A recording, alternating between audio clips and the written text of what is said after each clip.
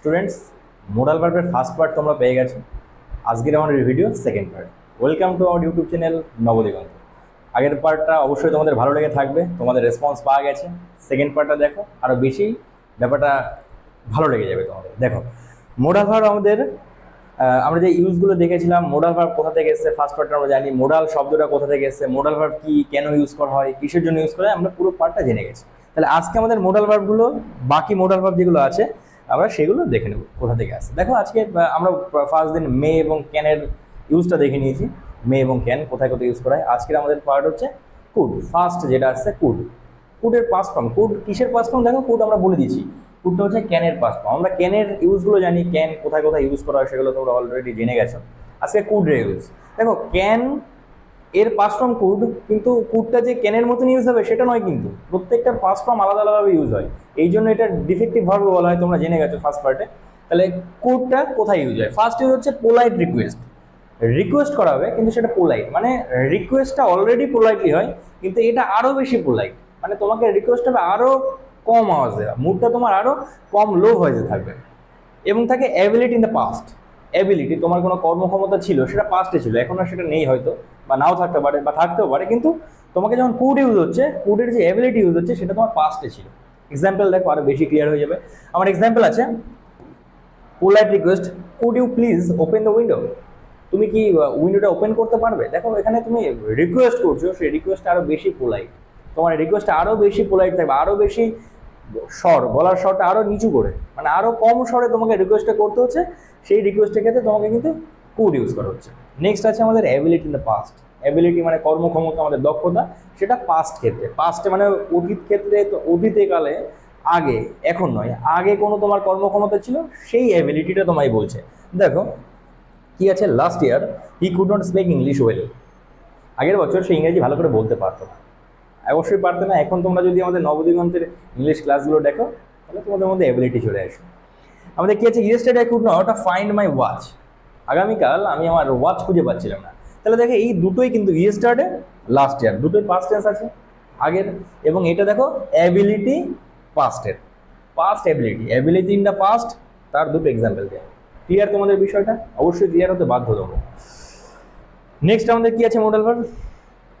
Next modal verb থাকবে, দেখো দুটো মোডাল ভার্ব আমরা একসাথে দিয়েছি। কেন দিয়েছি বুঝতে পারবে, দেখো এক্সপ্লেনেশনটা দেখো, কেন দিয়েছি সেটা বুঝে যাবে। দেখো, uses of should, uses of must. Should এবং মাস্ট কোথায় ইউজ করা হয়? শুড কিসের পাস্ট ফর্ম বলো দেখি, বলো কমেন্ট বক্সে জানি তো শুড কিসের পাস্ট ফর্ম। আচ্ছা দেখো, শুড আছে, শুডের ইউজ কোথায় আছে? শুডের ইউজ একটাই ক্ষেত্রে আছে, শুডের ইউজ হচ্ছে অ্যাডভাইস।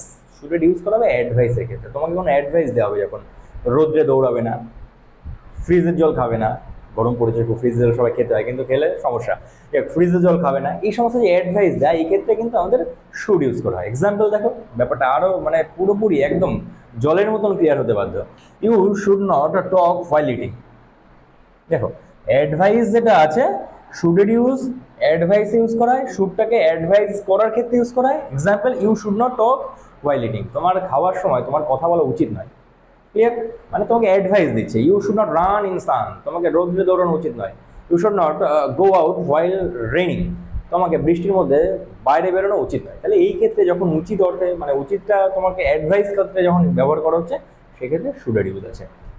দেখো, মাস্টের ইউজ কি আছে? মাস্টের হচ্ছে কম্পালশন। কম্পালশন, কম্পালশন মানে বাধ্যবাধকতা। তোমার কি কোনো বাধ্যবাধকতা, কোনো কিছু গণ্ডির মধ্যে তোমাকে রেখে দিয়েছে, সেই ক্ষেত্রে কম্পালশন। স্ট্রং অব্লিগেশন, কোনো কঠোরভাবে তোমাকে কিছু নিষেধ করা হচ্ছে, সেই ক্ষেত্রে তোমাকে মাস্ট ইউজ করা হবে। এবং প্রবাবিলিটি, সম্ভাবনার ক্ষেত্রে, কোনো কিছু হতে পারে, কোনো কিছু ঘটতে পারে, প্রবাবিলিটি, তোমরা ম্যাথ করেছো অবশ্যই, প্রবাবিলিটির অঙ্ক তোমরা জেনে থাকবে, আমাদের নবদিগন্তের ক্লাসগুলোতে তোমাদের প্রবাবিলিটির অঙ্ক দেখানো হবে। তাহলে প্রবাবিলিটি, স্ট্রং অব্লিগেশন এবং কম্পালশন, এই ক্ষেত্রে আমাদের কিন্তু মাস্টের ইউজ করা হয়। দেখো এক্সাম্পলগুলো দেখো। কম্পালশন, বাধ্যবাধকতা, কি আছে? He must apologise for his mistake, তাকে অবশ্যই ক্ষমা চাওয়া উচিত তার মিস্টেকের জন্য, তাকে অবশ্যই তার মিস্টেকের জন্য ক্ষমা চাওয়া উচিত। তাহলে বাধ্যবাধকতা, এটা তোমাকে নিতেই হবে, মানে এছাড়া তোমার কাছে আর কোনো অপশন নেই, আদারওয়াইজ তোমাকে ক্ষমা চেতে হবে, এছাড়া আদারওয়াইজ তোমার কাছে কোনো অপশন নেই।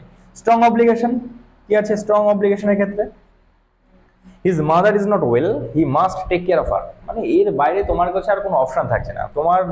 তার মা খুব অসুস্থ, তাকে অবশ্যই তার মায়ের টেক কেয়ার করতে হবে, মানে এর বাইরে, মানে এটা ছাড়া তোমার কাছে আর কোনো সেকেন্ড অপশন থাকছে না।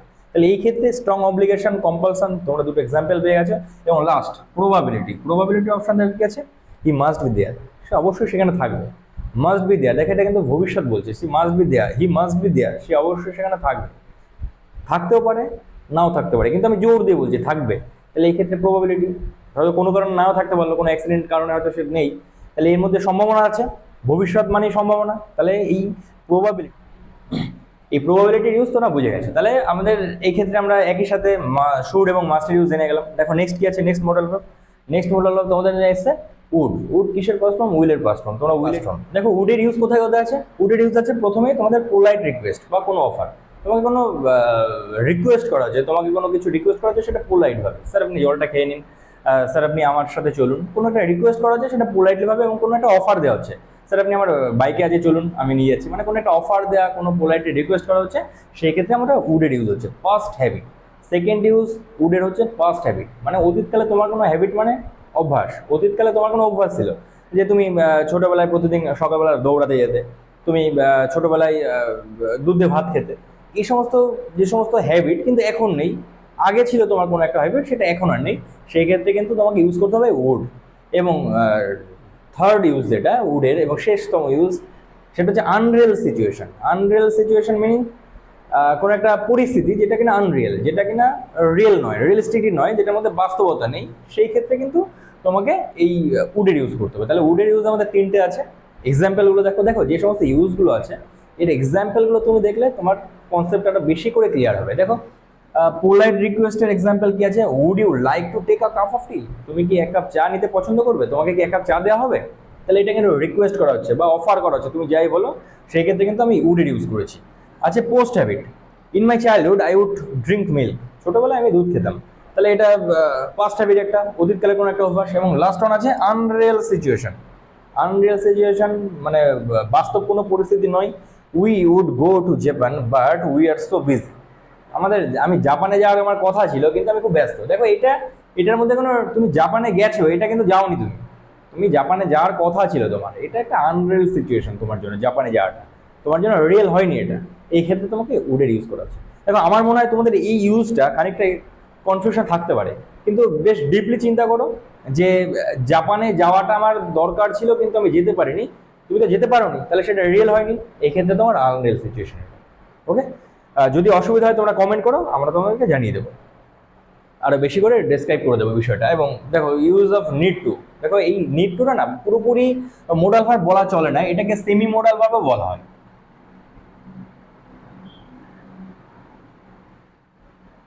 এটাকে সেমি মোডাল ভার্বও বলা হয়। কেন বলা হয়? এটাকে পুরোপুরি মোডাল বলা হয় না, এর জন্য এটাকে সেমি মোডাল বলা হয়। তবুও এটা মোডাল ভার্বের মতন ইউজ।